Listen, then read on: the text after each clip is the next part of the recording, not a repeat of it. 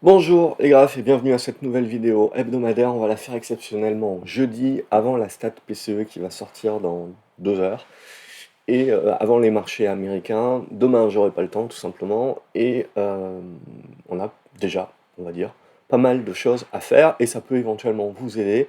Peut-être cette vidéo la faire le jeudi parce que ça peut permettre quelques arbitrages déjà sur le vendredi sans attendre le week-end. Bref, on verra ça plus tard. Ce qu'on se dit, c'est qu'on met de côté la macro. Comme je vous l'ai dit, pour moi, l'inflation, ça va être de plus en plus en second degré. Ce qu'on va regarder, c'est la santé du consommateur, qui petit à petit va commencer à se faire impacter par le fait que la politique des banques centrales et des gouvernements maintenant est contraignante. Donc rien de neuf par rapport à ce qu'on s'était déjà dit, mais ce que l'on voit dans les résultats. Donc on va faire la part balle et résultats, et on voit que le marché valide bien sur ces résultats un tarif de groupe à moins 10, moins 20% en fonction des profit warnings qui sont annoncés. Parce qu'il y a beaucoup de profit warnings qui sont annoncés. Bref, on a bien le ralentissement qui se met en place. Mais attention, c'est une normalisation. Il ne faut pas le voir comme récession, il ne faut pas le voir comme crise. On est dans une normalisation à un moment donné, si vous voulez. On était dans un boom qui avait été quelque part organisé et créé. Maintenant, on est dans un retour à la moyenne, un retour à la normale. Donc ça crée de la volatilité. On s'était dit, le risque, c'est le retour de la volatilité. Ça nous fait revenir assez rapidement sur des niveaux de support et donc il va falloir observer justement la réaction des acheteurs. Donc d'ores et déjà, on est sur pas mal de valeurs, pas mal de secteurs, sur des niveaux intéressants. Donc, quand je regarde mes taux, mon obligataire, la seule chose que je me dis, c'est en gros quel moment le marché peut avoir peur que le ralentissement est un petit peu trop puissant. C'est si je me mets à avoir mes prix de l'obligataire qui remontent assez rapidement sur la zone des 97. Tant que je rame dans cette zone-là, je suis dans une zone où voilà, je suis en train de jouer la baisse des taux, mais si vous voulez, voilà, ça va prendre du temps et je me dis que l'économie reste résiliente pendant ce moment-là. Si je fais ça, ça veut dire, oh mon Dieu, finalement, mon inflation n'est pas morte, elle est en train de revenir. Pas le scénario qu'on va privilégier. Mais voilà un petit peu le schéma où on peut utiliser l'obligataire un petit peu comme de l'indicateur. Si on va maintenant regarder l'indice, le CAC 40, eh bien, on a fini par craquer. Hein. On avait cette congestion qui se mettait en place ici. On finit par craquer et là, on voit, on est en train d'enfoncer. Où sont les supports? On est d'ores et déjà sur une première zone de support d'un point de vue long terme, mais aussi non, c'est 7003. Et derrière, la zone qui pour moi je trouve est la plus intéressante, c'est la zone des 7002. Alors peut-être que la zone des 7003 permettra au minimum un rebond technique, mais dorénavant, vous le voyez, 7005, 7580 devient une zone de résistance. Tant qu'on est là-dessous, c'est en mode correctif et on est en train de jouer à où est quelque part le point de rebond. Mais pour moi, le point qui va le plus m'intéresser, c'est cette zone aux alentours des 7200 points. C'est la zone sur laquelle j'ai envie de réserver quand même un petit peu de cash. Alors après, c'est un marché qui reste très hétérogène, donc il y a quelques valeurs qui sont d'ores et déjà sur des niveaux intéressants. Et clairement, qu'est-ce qui pourrait amener le CAC 40 sur cette zone des 7002? C'est évidemment de continuer de taper sur les valeurs sur lesquelles il est déjà en train de taper, mais surtout le luxe et les résultats qui sont attendus au tournant, c'est Hermès, qui a un petit peu la capacité de permettre du rebond technique ou d'enfoncer le clou et de nous faire revenir sur cette zone des 7002. Donc ça serait plutôt, pour moi, la zone. Même s'il y a du rebond technique, etc., je reste prudent et avec un biais de prudence. La zone qui me fera ressortir du bois, c'est cette zone des 7002. Alors après, je ne vous parle pas encore d'une zone entre 7100 et 7000, c'est peut-être un petit peu trop tôt, mais voilà, déjà pour moi, nous faire revenir sur cette zone 7003-7002, voir les réactions, c'est la zone sur laquelle on pourra éventuellement commencer à construire une volonté d'un rebond un petit peu plus durable. Mais comme je l'ai dit, hein, de la même manière que tant qu'on était sous les 7008, c'était pas engageant, bah, dorénavant, tant qu'on va rester sous les 7005, c'est pas engageant non plus. Donc on rentre voilà, dans cette phase un petit peu d'attente. Après, il y a certaines personnes qui trouveront de l'intérêt à acheter certaines valeurs et à éteindre le PC et à revenir dans un an. Bon, personnellement, c'est pas mon profil. Donc pour moi, je me mets voilà, en attente, reprise de cash, quelques rebonds techniques si j'ai le temps éventuellement, mais essentiellement, si on veut pas trop utiliser de temps, c'est patienter. On attend de voir la suite. Si je vais regarder mon CAC Mid and Small, il avait déjà été mis à mal hein, par la dissolution et on avait bazardé comme d'habitude les petites capes en premier lieu. Et là, à nouveau, il est mis à mal. Parce que jusqu'à présent, on avait quand même, et on le voyait sur les US, une résilience un petit peu des petites capes par rapport aux plus grosses qui avaient commencé à corriger en avance.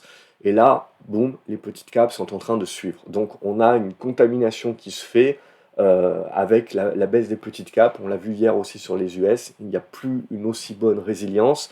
Ce qui prouve que voilà, on est en train d'attaquer un petit peu le moral des troupes et de larguer pas mal juste avant les vacances, on prend les profits et peut-être qu'on va aller chercher de l'obligataire. Pour l'instant, on l'a vu sur le graphe de l'obligataire, c'est pas valide, donc on n'a pas non plus ce système encore, on va le voir prochainement, de vases communicants où éventuellement on aurait une peur et on acte les plus-values sur la bourse et on se dit que pour les 6 prochains mois, on va aller les placer à du 5% et ça ira très bien et ça nous fera une belle année, on perdra pas la clientèle et on prendra nos 2% de com.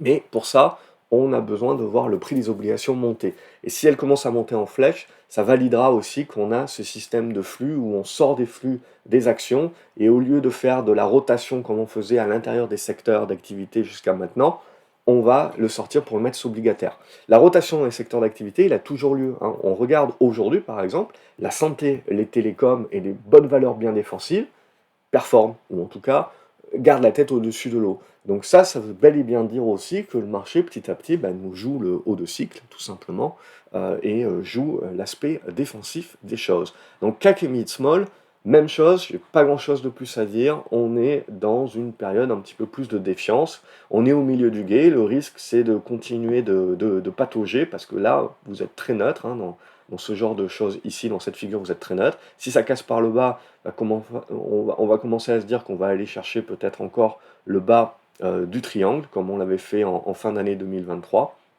Mais bon, vous voyez, tant qu'on ne va pas redépasser les 13 008, c'est compliqué d'avoir un biais positif sur l'affaire. Si je vais regarder le DAX, on va retrouver la même idée.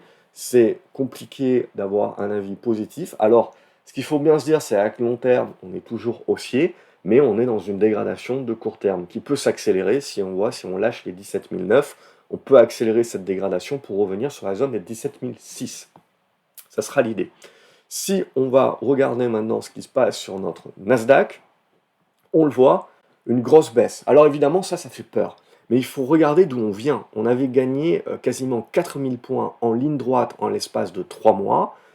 On est en train de faire un prorata et éventuellement un retracement de la moitié du mouvement.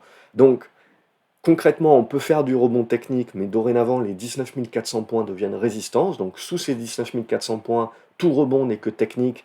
Et le marché va être plus dans une mentalité, je pense, de vendre les rebonds. Parce que l'objectif, éventuellement, il est un petit peu plus bas, je dirais, dans cette zone des 18 700 à 18 300. Est-ce qu'on va y aller d'un coup alors des prochains résultats des GAFAM qui doivent encore être publiés? Est-ce qu'on va se faire un petit rebond technique avant d'y aller ou est-ce qu'on ne va pas y aller du tout? Voilà, ça c'est la question. Mais concrètement, on marque bien le coup actuellement de la correction. Donc il faut le prendre au sérieux. On voit que ça contamine également dorénavant les petites capes. Pour autant, ce n'est pas un retournement de tendance à la baisse. On ne peut pas le dire encore. Pour moi, on est en train de faire un retracement d'à peu près de la moitié du mouvement. Donc cette zone entre les 18 700 à 18 300 seront des zones où je pense qu'on verra des acheteurs pour faire des rebonds. Et après, il faudra analyser la force du rebond pour voir la suite qui nous permettra éventuellement de construire la figure qui nous intéressera sur la suite. Mais à ce stade-là, on fait les mèches hautes sur les graphiques de long terme. On est bel et bien dans la mise en place de la correction, mais là aussi d'une normalisation de la tendance par rapport à la hausse exponentielle que nous avons vécue. Donc il faut également relativiser les choses et prendre un petit peu de recul et prendre de la perspective actuellement. C'est ça que je vous propose. Sur le S&P 500, c'est la même chose. Je crois qu'on n'avait pas fait une séance de plus de 2% de baisse sur le S&P 500 depuis assez longtemps. Mais globalement, voilà. Qu'est-ce que c'est? C'est typiquement la même chose que pour le Nasdaq. On est dans une correction au prorata de la hausse. Hein, je veux dire, vous voyez, on est passé de 5000 points à 5700 en ligne droite. Donc on peut bien en perdre encore plus et ça fera que globalement, la moitié du retracement. Donc là, vous voyez, je projette cette oblique ici, qui pour moi est une zone de support. Donc je m'attends éventuellement à une réaction du S&P sur cette zone. Rebond technique, fort ou pas fort, c'est ça qui va pouvoir nous en dire plus. Si ça rame, et de toute façon en restant sous cette zone de gap, l'idée c'est que si on lâche ici, on va accélérer le mouvement et on va aller chercher le prochain niveau de support qui est aux alentours des 5003. Et là, on devrait certainement trouver un peu plus d'acheteurs. Donc j'ai un petit peu de mal à être acheteur sur cette zone-là, ou en tout cas rester très sélectif et gérer plus ce que j'ai. Par contre, si le marché déboîte un petit peu plus avec les autres GAFAM et va nous chercher 5003, je serai acheteur sur cette zone-là pour jouer des rebonds qui sont... La volatilité va permettre au trading, si vous voulez, de retrouver des lettres de noblesse parce qu'on va se retrouver à nouveau avec des écarts qui vont être très intéressants pour les investisseurs les plus actifs. Donc on a cette rotation qui est faite un petit peu sur le marché où pour les investisseurs, c'est peut-être pas terrible parce que ça va être beaucoup de zigzags, beaucoup de volatilité. Pour le trader actif, l'investisseur actif, on peut trouver des décalages qui vont être très intéressants. Donc là, 5003, pour moi, ça sera une zone de rebond, mais pareil, après, il faudra voir comment ça construit tout ça pour jouer la suite. Je vous avais dit, voilà, la rotation sur les valeurs à dividendes, les valeurs défensives, c'est ça qui peut être intéressant. Et on notera que c'est exactement ce qui est en train d'avoir lieu, si vous voulez. Donc on a une correction sur toutes les valeurs qui ont super bien performé jusqu'à maintenant, et on a les valeurs défensives qui, très souvent, sont des valeurs qui versent des dividendes, et vous voyez, qui tiennent plutôt bien le coup. Donc on est toujours bien architecturé là-dessus, et donc on voit bien que les portefeuilles vont d'abord se protéger là-dessus, et par contre, si on commence réellement, alors peut-être pas tout de suite, mais dans quelques semaines, quelques mois, à vraiment avoir peur que le ralentissement économique et donc la récession reviennent sur la table, ces valeurs se feront défoncer également, alors un petit peu moins que les autres, mais du coup, on verra le prix des obligations monter. C'est ça qui nous servira d'indicateur pour dire que le marché, au lieu de faire de la rotation à l'intérieur du marché action, fait vraiment de la rotation en dehors du marché action. Donc ça, c'est pas quelque chose qu'on voit actuellement. Ce qu'on voit plutôt, c'est voilà, secteur défensif de la santé, des télécoms et compagnie, des utilities qui continuent de bien tenir le schmilblick. Si je vais regarder le Brent, ça aussi, ça peut nous servir d'indicateur. Donc là aussi, on voit bien sur le Brent qui avait été très résilient jusqu'à maintenant, que on continue de zigzaguer, mais plutôt vers le bas de la figure. Donc ça aussi, c'est une preuve quelque part que la demande mondiale, si vous voulez, reste résiliente, mais voilà, on n'est pas non plus dans des foudres de guerre. Donc pour l'instant, on va continuer de graviter dans le bas de la figure, mais ce n'est que si on casse par le bas qu'on commencera à se dire, oui, on remet la récession sur la table. Donc là aussi, c'est une question de temps, il faut un petit peu patienter. Ce qui m'intéresse également, eh ben, c'est l'euro-dollar. Et l'euro-dollar, pour moi, reste dans les clous.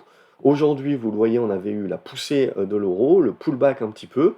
On est revenu sur la zone de support. Donc là, ce que l'on veut, c'est une relance. Donc une continuité de la baisse du dollar, ce qui nous permettrait au-delà de faire de la rotation sectorielle, de faire de la rotation géographique également. Donc on continue de parler évidemment que la Chine va pas terrible, etc. C'est également le cas pour la majorité des pays asiatiques limitrophes. Mais voilà, ce qu'il faut se dire, c'est un petit peu regarder ces pays émergents aussi et bien discerner les choses entre l'Occident et les émergents et bien se dire que dans l'indicateur du dollar, si on continue la baisse et qu'on dépasse les indices, on a au-delà d'une rotation sectorielle, une rotation géographique qui peut se faire également et qui va permettre à des pays émergents de surperformer par rapport à d'autres pays. Donc ça aussi, ça peut éventuellement se mettre en place. Pour l'instant, on voit que ça reste typiquement dedans. Si par contre le dollar reprend de la force, ça pour moi c'est typiquement un indicateur qu'on s'est fourvoyé et que le marché se remet à valoriser récession et donc peur et donc protection du dollar. Pour l'instant, c'est absolument pas le cas. Ok, donc là aussi, on est toujours, comme je vous l'avais dit, dans cet été où on se cherche un petit peu et on va créer les grandes tendances sur la suite. Si je vais regarder maintenant l'or et l'argent, là aussi, pour moi, j'ai touché un point haut intermédiaire, je vous l'avais dit déjà il y a la semaine dernière, ou ouais, c'était la semaine dernière, je pense. Pour moi, on touche un point haut intermédiaire. Je pars du principe voilà, que on va continuer un petit peu de gravité et de construire nos figures. Je vois pas grand-chose à dire de plus voilà, sur l'or et l'argent, comme je vous avais dit, sur les minières. Je pars également du principe qu'on est sur de la prise de profit et dans une volonté d'un petit peu plus construire. Donc corriger un petit peu au prorata, etc. et construire des figures un petit peu plus larges. Et si j'ai l'argent qui se montre, on voit tout de suite, si vous voulez, que la correction est beaucoup plus puissante. Donc il ne faut pas négliger ça. Sur les matières premières, c'est toujours très volatile. On va terminer par voir le cuivre. On reste dans des tendances haussières de fond, si vous voulez. Il faut accepter un petit peu la volatilité. Donc attention, pour moi, sur les minières, c'est également de la prise de profit. Je vous avais dit dans les vidéos actions, alors j'avais mimé la semaine dernière, mais là, dans la prochaine, on va essayer de garder le son. Il faut voir ça maintenant dans des constructions de figures larges. Pas abandonner le trade, je dirais, sur du long terme, dans sa physionomie, mais voir un petit peu des corrections au prorata se mettre en place. Ça va m'intéresser. Et le dollar également aura un impact assez fort sur les matières premières. Et le cuivre continue de valider, je serais tenté de dire, à la fois la faiblesse de l'économie chinoise et des pays émergents, mais également le fait que les Chinois continuent de se diversifier en rachetant aussi massivement et en faisant du stock sur pas mal de matières premières, pas mal de devises, etc. Notamment l'or, etc. Et c'était ce qui avait été fait également sur le cuivre. Mais là, à partir du moment, si vous voulez, où il n'y a plus ce gros acheteur, où l'économie reste quand même chancelante, où également on a tout ce qu'on s'était dit sur les voitures électriques qui vont pousser justement un déficit d'offres sur ces matières premières-là, et ben, comme l'exponentielle de la demande sur ces véhicules électriques, etc., se réduit un petit peu, ben, là aussi, on a le couperet qui tombe sur tout ce qui est lithium et compagnie. Rien de nouveau, c'était déjà le cas il y a quelques mois de cela, mais on le voit. Donc là, l'idée, c'est qu'on est revenu sur une zone de support. C'est pour ça que moi, je trouve toujours très délicat de trader directement les MP, hein, c'est très volatile. C'est un trading qui est vraiment spécifique. Et il faut y être en permanence. Et à ce moment-là, voilà, on est trader, si vous voulez, on est trader globalement sur futur. Euh, et ça fonctionne comme ça. Donc là, on a une réaction qui devrait pouvoir se faire, mais on est revenu ouais, dans des zigzags, si vous voulez, où on est en attente. Donc pour vraiment revoir la Chine repartir d'un coup, il faudra qu'ils fassent des mesures de relance et de stimulus, c'est ce qu'on attend avant la fin de l'année, mais il faudra voilà, que le cuivre commence à nous refaire un petit truc comme ça, où là on se dira, ok, ça me valide bien la rotation que je peux faire éventuellement sur les pays émergents au sens large, la Chine peut-être plus précisément. Mais là, on voit, on a mis un coup de tatane dans tout ça et tout est à refaire globalement. Donc voilà un petit peu pour cette vidéo assez rapide pour faire le point sur tout ça. On est dans l'été dont on s'était parlé globalement ces dernières semaines, on est dedans, donc on observe, on est essentiellement dans des phases d'observation. Pour ceux qui sont un peu plus actifs, un peu plus traders, il y a des bons deltas à jouer, mais à la condition évidemment d'être un petit peu plus proche des écrans. Pour les autres, il y a des niveaux à préparer qui peuvent être intéressants pour des premières prises de position sur des gros dossiers. On va en parler dans la seconde vidéo. Sinon, n'hésitez pas à me dire ce que vous voyez pour la suite de l'année 2024, qu'est-ce que vous allez privilégier dans les commentaires. Comme d'habitude, je me ferai une joie de vous lire. Je vous souhaite un bon week-end. N'oubliez pas de liker la vidéo, de la partager sur vos réseaux sociaux et de regarder la deuxième partie sur les actions non mimées, je l'espère. Bon week-end les graphes.